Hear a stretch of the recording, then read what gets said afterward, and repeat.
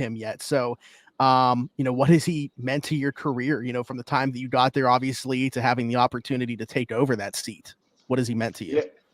Yeah, everything, in a word. But I would say also, I mentioned that whirlwind I had when I came in for training camp in 2015. One of my most vivid memories from that was Tom McMillan, who's since retired, was the Penguins vice president of communications.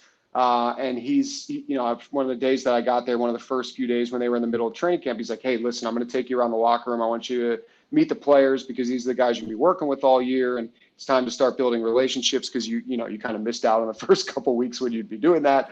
So he's taking me around. I say hi to everybody. And then as I'm kind of doing my wrap around the room, Mike Lange and Phil Bourque come walking in. And he's like, "Oh, you got to meet these guys. They're going to be the ones you're working with the most and everything." And, I shake their hands, say hi to them. And I still remember Mikey looking at me and he's like, "How old are you?" I was like, 27. And he grabbed my shoulder. He's like, "That's how old I was when I came to Pittsburgh." And I've said this before, but in the moment I was kind of like, that's awesome. Mike Lange, this is so cool. Talking to me and acting like he's excited to meet me.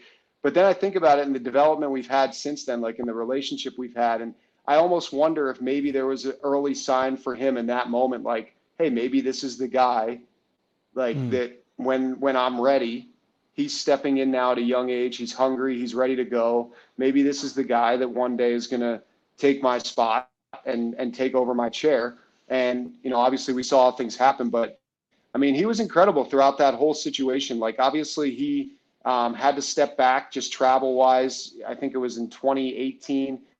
And he was the first person. I still remember talking to him in the bowels of PPG Paints Arena. And he's like, "Listen to me, you're ready for this. You're ready to go in there. You're ready to do these games." He's like, "I have full confidence in you." And I've said this before too. When he said that stuff to me, I didn't, no offense to the fans out there, but I didn't really care what anybody thought how I was doing.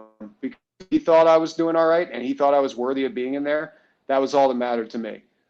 So I've kind of taken that belief that he's had in me and taken it to the next level of just doing it full time. And it's been a blast. And we still keep in touch. I mean, he's sending, I don't know if you guys have heard the stories, but he sends me texts, me and Borky text all the time during games. If we're getting a little too excited about something, he gives us a text to say, "Settle down." He tells me to reel Borky in.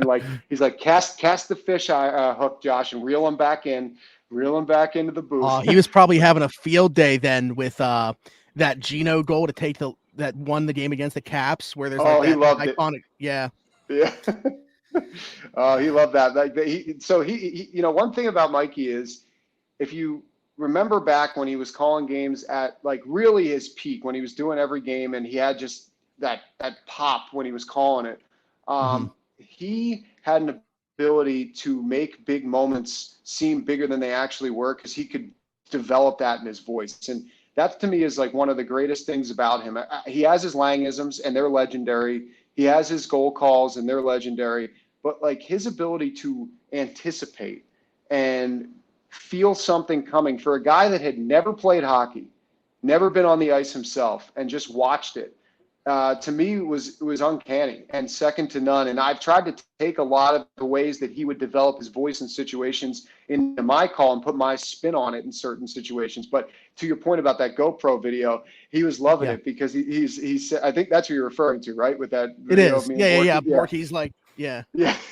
He was he said, I remember him saying, he texted me, he said, "This is what people hope that you guys look like in this kind of a moment. They hope that you're having that much fun and that much energy because that's what you guys felt. When that goal was scored, you're you go from just the absolute depths of despair of blowing a 3-0 lead on home ice to Washington to scoring with whatever was 80 seconds left, and you win at the time what felt like the game that finally got them over the hump. We know how things played out, but it was a cool moment. And he, like I said, he's still very much in contact with me and Phil, and texts us pretty often. Actually, I was just texting with him yesterday. He's still a very, very important person, in the day-to-day broadcast life for all of us.